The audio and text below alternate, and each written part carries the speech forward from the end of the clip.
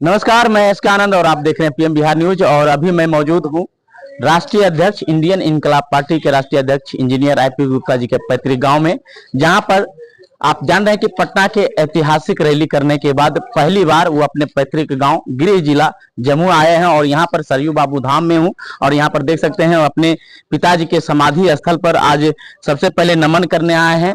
क्योंकि इनका कहना है कि जब भी कोई कार्य करते हैं और जब भी किसी मिशन पर रहते हैं तो सबसे पहले मैं अपने सरयू बाबू धाम अपने पिताजी के समाधि स्थल पर माथा टेकते हैं। समाधि स्थल से सीधे नमन करके जब भी कोई कार्य करते हैं। आज पहली बार आप अपने गांव अपने सरयू बाबू धाम पैतृक स्थल आए हैं। पैतृक गांव क्या कहेंगे सर, क्या संदेश देना चाहेंगे? कुछ नहीं, आज जो कुछ भी हूँ अपने पिताजी की वजह से हूँ। मेरे जीवन के सारे प्रेरणा स्रोत बस यहीं से ओरिजिनेट होते हैं। और मुझे लगता है कि मैं हमेशा इस बात का मलाल रहा है कि 5 भाइयों में सबसे ज्यादा पिताजी हमको प्यार करते थे और सबसे ज्यादा दुख मैंने उनको दिया। हाल ही के एक चैनल पर इंटरव्यू दे रहे थे, अपने माँ को याद करते आप भावुक हो रहे थे। सिर्फ इस बात का मलाल है कि जैसे मैंने कहा कि मैं दुनिया में जितने भी नालायक बेटे होंगे, अगर तुलना की जाएगा तो उसमें सबसे ज्यादा नालायक बेटा मैं था अपने बाबूजी का। और मैं जो भी कर रहा हूँ एक प्रायश्चित है कि वो जहां कहीं भी होंगे एक बार उनको लगे,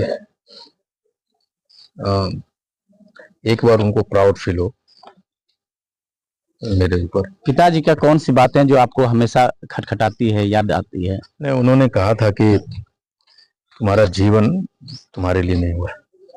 ये बात मुझे वो कहे थे। और जब मैं कलकत्ता में बहुत परेशान था, कर्ज तले दबा हुआ था, तो वो कहते थे, खबर भिजवाते थे कि एक बार उसको बोलो हमसे मिलने के लिए। लेकिन मैं भला किस मुंह से उनके पास आता, इसलिए नहीं आ सका। और जब उनकी देहावसान हुआ तो उनके अंतिम शरीर को भी मैं दर्शन नहीं कर सका था। तो मुझे सिर्फ ये लगता है कि काश वो आज होते हैं। पिताजी को याद करते भावुक भी हो रहे हैं और कहीं न कहीं, लेकिन अक्सर आप जब भी पोस्ट करते हैं, छोटी मोटी गांव की कहानियां लिखते हैं, उसमें माँ का जिक्र जरूर करते हैं। माँ की कौन सी बातें आपको हमेशा जो है याद आती है और हमेशा इस पर पोस्ट करते भी हैं? नहीं, माँ, उनके पास इकलौता साया हुआ करता था माँ को, जो शाम को मुझे गाती बांध दिया करती थी। और एक वाकया है कि मैं और मेरी माँ बैठे हुए थे चौकी पे, और मुझे किसी गुस्सा पे मैं उठा और वो चौकी को उठा दिया और माँ गिर गई थी। वो घटना मुझे हमेशा याद आता है और मुझे लगता है कि काश मैं माफी भी नहीं मांग सका उनसे।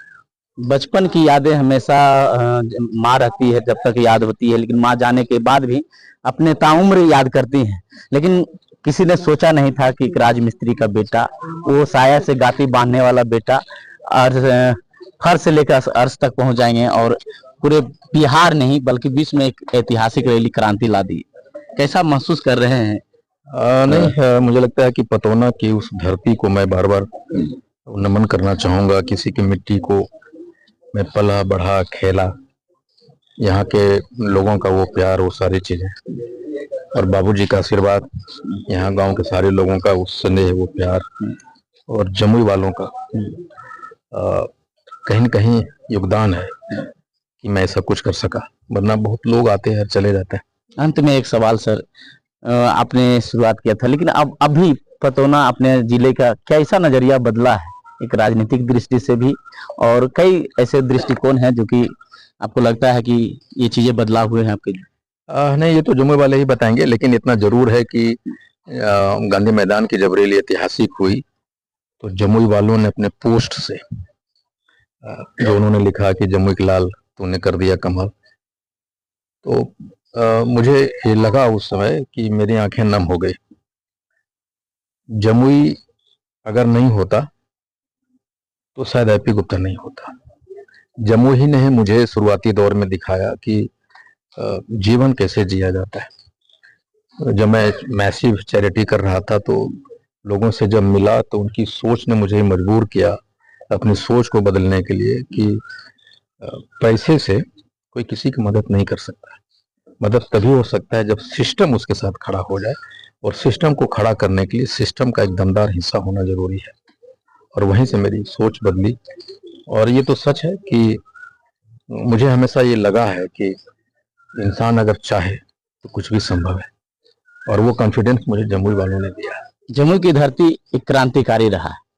पिछले दिनों आप एक जिक्र कर रहे थे पूर्व मुख्यमंत्री चंद्रशेखर जी का। आपके जमुई में कौन आपको प्रेरित करते हैं ऐसा? नहीं, नॉर्मली मेरा ये मानना है कि मुझे प्रेरणा स्रोत हमेशा वो गरीब का संघर्ष रहा है, जो अपने जीवन यापन के लिए दिन रात अपने आप को खपा रहा है। मुझे याद है कि जब मैं केकेएम कॉलेज पे एक दाढ़ी वाला टमटम वाला हुआ करता था, मैं उन पे जा रहा था, तो मैंने देखा कि 5-6 बरस का एक लड़का होगा जो लकड़ी का लट्ठा लिए दौड़ता जा रहा है, रोता जा रहा है। इतना उसके शरीर की सहने की क्षमता से, उसकी भारी भरकम उसका लट्ठा था, वो रोता जा रहा था कि हम टांगे नहीं पारोगे मैया, बोलता जा रोता जा रहा। वैसे लोग मेरा प्रेरणा स्रोत होता है। मैं जब वो देखा उसको तो रात भर सो नहीं सका, और मैं सोचा एक वक्त आएगा कुछ ऐसा कर गुजरूं जो वो जो बच्चा लट्ठा के ढो रहा है, दूसरा बच्चा उसके जैसा कोई नहीं ढो। कहीं ना कहीं उनका लाचारी आपको हमेशा बेबस कर। हमेशा प्रेरणा मेरे गरीबों के, लाचारों के, बच्चों की, बूढ़ों के संघर्ष रहे हैं। और बाकी जो बड़े बड़े लोग हैं जो आदर्श हैं जीवन में, उनसे मैंने सीखा है, लेकिन प्रेरणा स्रोत हमारे हमेशा वही गरीबों के, लाचारों के संघर्ष रहे। चलिए देखिए, तो अभी आप सुन रहे थे राष्ट्रीय अध्यक्ष इंजीनियर आईपी गुप्ता जी का, जिन्होंने 13 अप्रैल का जब ऐतिहासिक रैली पटना का हुआ था, और 14 अप्रैल को जमुई के सभी सोशल मीडिया पर एक ही चीज छाया रहा, जमुई के लाल कर दिया कमाल, जमुई के लाल तूने कर दिया कमाल, जमुई की धरती। ये तमाम बातें सोशल मीडिया पर जब लिखा जाता है तो उस पोस्ट को भी याद करके कहीं ना कहीं गर्मान्वित महसूस करते हैं और धन्यवाद दिए अपने जमुई के लोगों को। बाकी बात इस खबर को देख करके आप लोग अपनी प्रतिक्रिया कमेंट बॉक्स में जरूर दें। धन्यवाद।